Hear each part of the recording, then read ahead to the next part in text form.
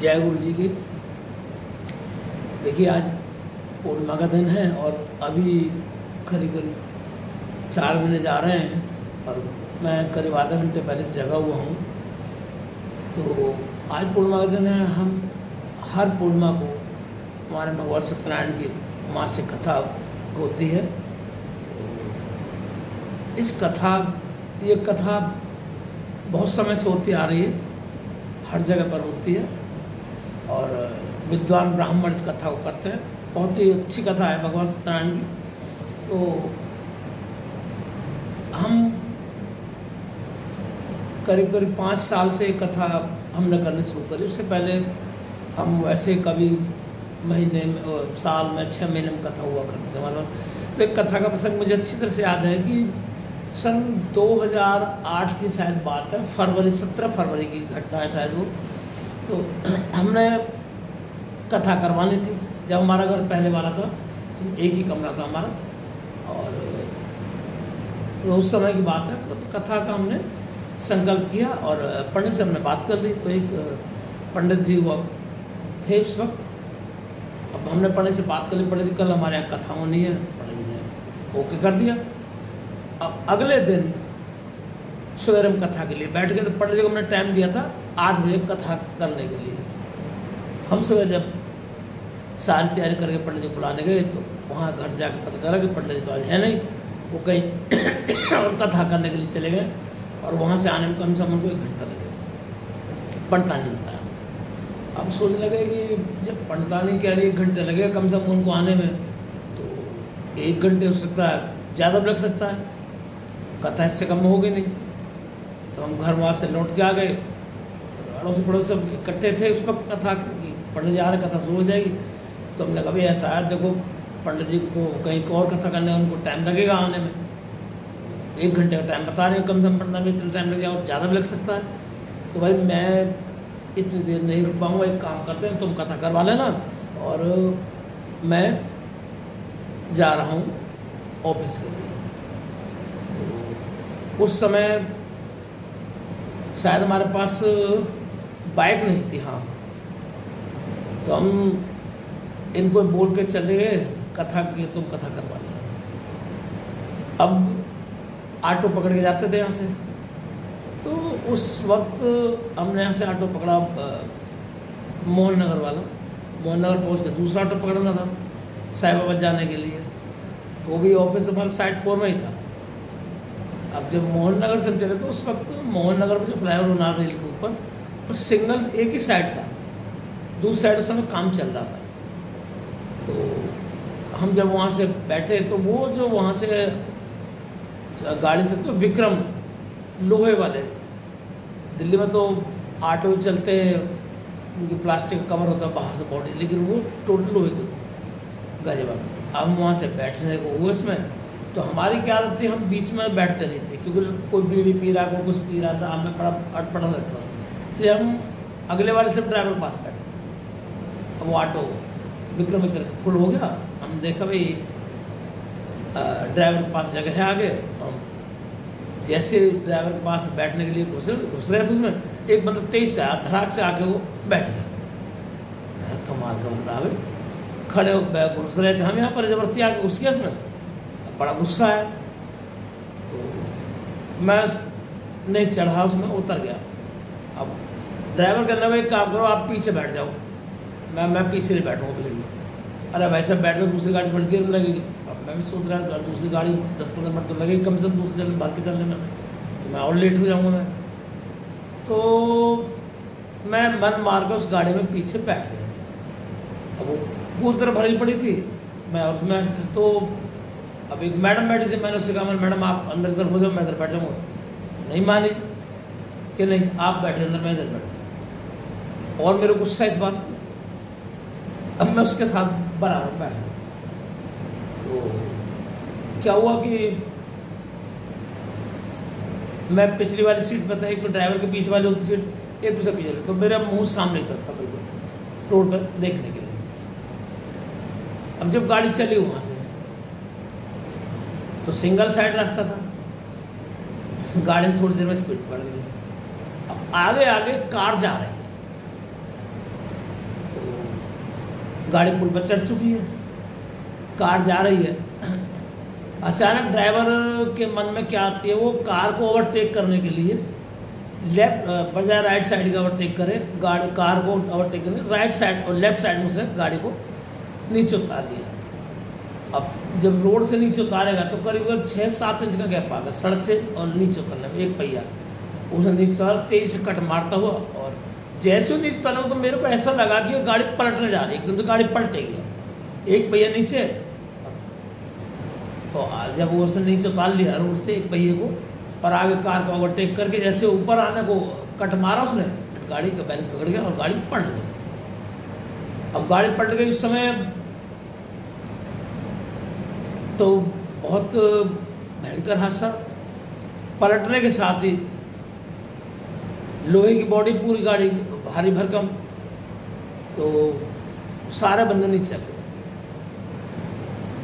अब मेरे नीचे वो जो मैडम बराबर बैठी थी बाहर तक, वो नीचे मेरे दबी, और मेरा जो पैर था बाएं वाला वो बाहर निकल गया जूते में। अब वो उसके ऊपर आग पड़ा विक्रम ऊपर से, तो पैर बड़ी भयंकर चोट लगी। और लोग पब्लिक इकट्ठी हो गई और चीख पुकार मच गई।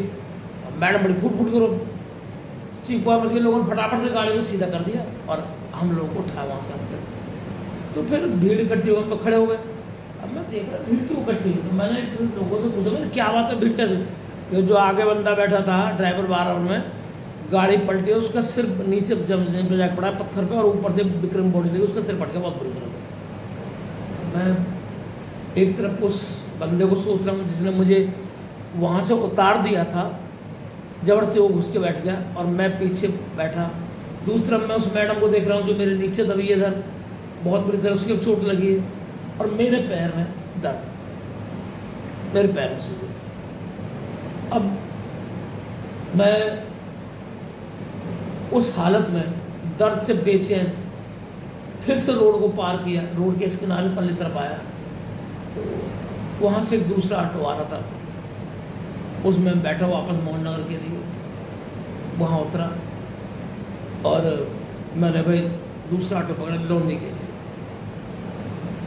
मेरे बस का दर्द बर्दाश्त करना भारी हो गया, तो वहाँ से चल दिया। मैं वहाँ से कुछ नहीं बोला।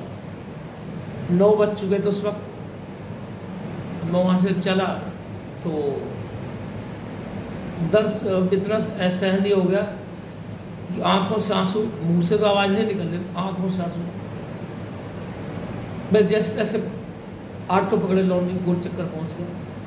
वहाँ आकर के मैंने घर पे फ़ोन किया, मैंने भाई कथा हो गई क्या?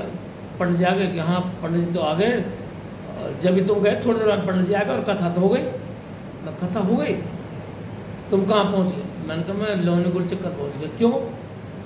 वो यार बस विक्रम पलट गया था, मेरे पैर में थोड़ी चोट लग गई, मैं वापस आ रहा हूँ। कहाँ पर ज़्यादा? मैंने कहा हाँ चोट लगी थोड़ी, मैं वापस आ रहा हूँ गोल चक्कर। और दोनों सुहास को बाहर रोड में भेज दिया लेने के लिए, फिर पैर में बहुत दर्द है। अब 10-15 मिनट बाद में बाहर इंद्रपुर पुलिस चौक के पास आ गया, तो वहाँ पड़ोसी मिला मान लेने के लिए। मुझे क्या हुआ? मैंने बस ऐसे यार विक्रम पलट गया और बहुत चोट लगी पैर के अंदर। उन्होंने मुझे बाइक पे बैठाया, तो बाहर भी रोड, वहाँ पर रोड पर लोग मोहन नगर पर जहाँ पैर में चोट लगी, जब पलट कह रहे यार जूता उतारो। मैं जूता नहीं उतारूँ, मैं जूता नहीं खोलूँगा, जूता खोल दिया तो पैर बहुत ज़्यादा एकदम स्वेलिंग हो जाएगी। अब मैं यहाँ पर आया, घर पे ले आया, जूता उतार, जूता उतर पैर में फंस चुका पूरी तरह से। तो उन्हें फीते वाला काटे जूते के, और फिर जूते को खींच के उतारा गया। तो जूता उतरने के बाद में पैर और सूजन बढ़ गई पैर के अंदर। अब दर्द के मारे हाल ऐसा नहीं है बिल्कुल। तो डॉक्टर पास गए, लेकर गए। डॉक्टर कहा जी एक काम करो, इसको पहले तो घर में जो घरेलू उपचार है, गर्म पानी के अंदर फिटक डाल के उसको सेका गया। और फिर डॉक्टर पास गए, डॉक्टर ने कहा भाई इसका एक्सरे करना पड़ेगा। एक्सरे किया, उन्होंने कहा जी इसमें हार्ट फ्रैक्चर हुई है और मांस भी फटा है, तो प्लास्टर लगाना पड़ेगा। मैं कुछ भी कर, दर्द बर्दाश्त नहीं हो रहा मेरे को, अब दर्द नहीं झेल पा रहा। उन्हें पलस्तर पर चढ़ा दी पैर के ऊपर और वहाँ से पैर को तोड़ के भाग गए। तो हमें उस वक्त पता नहीं चला कि ये सीन क्यों हुआ हमारे साथ, कोई दिमाग ही नहीं, बस ये था कि लापरवाही हुई और उसका ये हालत हो गया। तो हम जब वहाँ से इस बिस्तर पर पड़ गए, ऑफिस में तो बता दिया हमने भी ये हादसा हुआ है। तो मातू साहब थे, वो दिन में लोग साथ आए मिलने 6 बजे। मैंने कहा ऐसा हादसा हो गया, बस पलट गया और अब बेड रेस्ट है। तो करीब उस हादसे में हम 1 महीने घर पे पड़े रहे। 2 बार से वो मातू साहब मिलने आए थे। तो ये हादसा उस समय का था। फिर उसके कुछ दिनों बाद में 1-2 साल और निकल गए, या ज़्यादा निकल गए याद नहीं। तो हमने कथा करनी, फिर हर महीने पूर्णमासी दिन कथा प्रारंभ करना शुरू कर दिया। तो काफ़ी टाइम बाद में याद आया जब कथा करते समय कि हादसा हमारे संग क्यों हुआ, क्योंकि हम भगवान के सत्यनारायण की कथा का संकल्प करने के बाद में और उस संकल्प को पूर्ण किए बगैर जो छोड़ के चले गए बीच में। जो वहाँ एक प्रसंग आता है कि लीलावती अपने पति के दर्शन के लिए चली गई और उतावले पर में उसकी बेटी कलावती भी व्रत पूजन को बीच में छोड़ के चली गई और उसका पति नौका से जन्मत्र से होगा। तो वो घटना इतने वर्षों बाद फिर हमें याद है कि हमारे संग हादसा क्यों हुआ। फिर उसके बाद में हमने कभी भी कथा को छोड़ के नहीं गए और कथा हुई तो हुई। अब इसमें दूसरी बात जो घटना आती है वो ये आती है कि इस कथा के बीच एक प्रसंग आता है। उल्कामुख नाम का राजा, जितेंद्र सत्यवक्ता था, लोगों के कष्ट क्लेश दूर करना दे करके भद्रशिला नदी के तट पर अपनी रानी के साथ उसने इस भगवान सत्यनारायण कथा व्रत पूजन को किया। तो उस समय साधु नाम के वैश्य उसके पास पहुंचा। उसने आदर से राजा को प्रणाम करके कहा, हे महाराज, भक्ति भावना चित्त से आप ये क्या कर रहे हैं और इसके करने से क्या फल होता है, कृपा कर मुझे बताइए, मेरी सुनने की बड़ी इच्छा है। तो राजा ने बताया, भाई सब मनोकामनाओं को पूर्ण करने वाला है भगवान सत्यनारायण, सर्वशक्तिमान भगवान सत्यनारायण का व्रत पूजन कर रहा हूँ और इसके करने से मेरे राज्य में धन धान्य की प्रवृत्ति हुई और मेरी कोई संतान नहीं, संतान प्राप्ति की मुझे कामना है और मेरी ऐसी मन विश्वास धारणा है कि इस व्रत के प्रभाव से मेरी मनोकामना सफल होगी।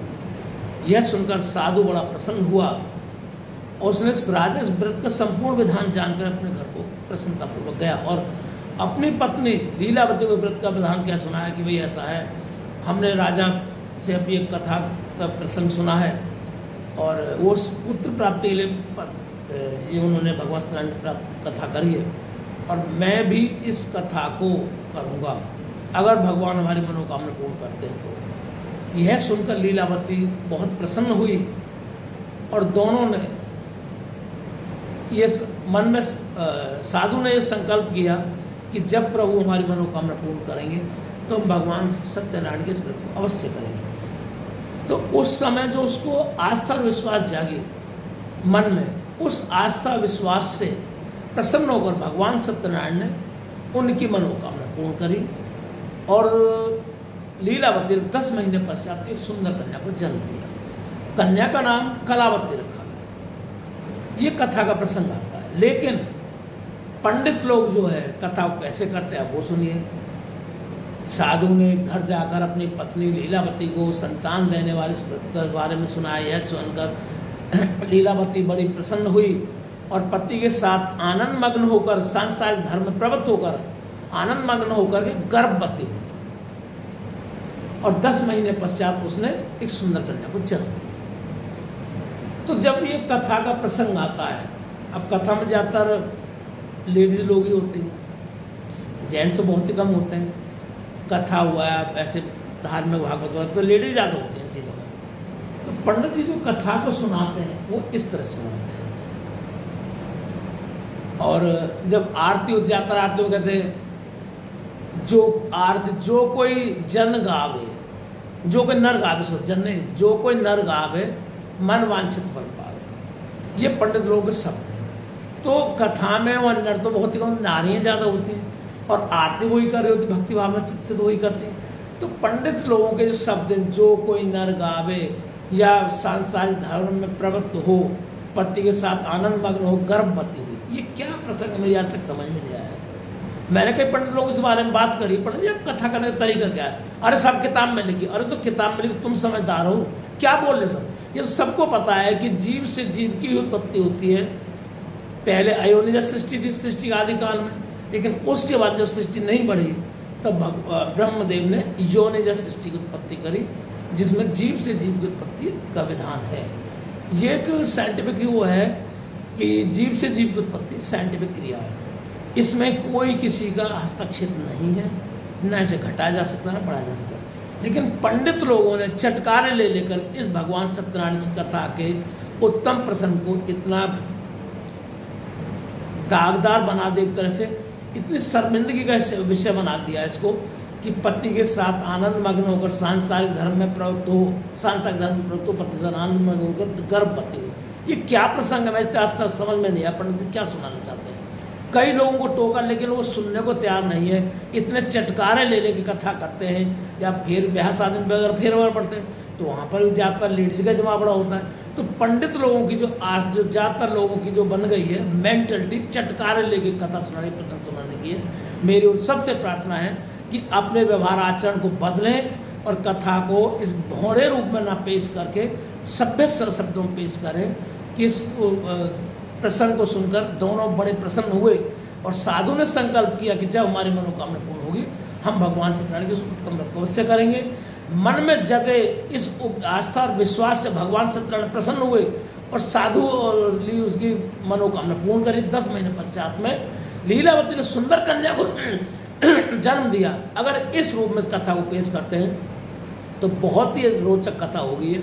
और पंडित लोगों के जो इस तरह से कथा बोल करके फिर इधर देखने की आदत है कि कौन कैसे रिएक्ट कर रहा है, वो भोड़ापन बंद हो जाएगा इसमें से। तो ये आज मैं काफ़ी टाइम से बात में सोच रहा था कि इस पर एक वीडियो बनाऊंगा, और आज मुझे क्योंकि आज कथा है और कथा के उससे मुझे एकदम याद आया और मैंने तत्काल इस पर काम किया। और आप सभी से प्रार्थना है कि कथा को भक्ति भावना चित्त से ही लें, ना कि एक फॉर्मेलिटी से लें। अगर आपने कथा का संकल्प किया है तो आप कथा को पूर्ण कीजिए, अपने संकल्प पूर्ण कीजिए और उसके बाद में आगे कार्रवाई कीजिए। जय हिंद, जय गुरु, जय भारत।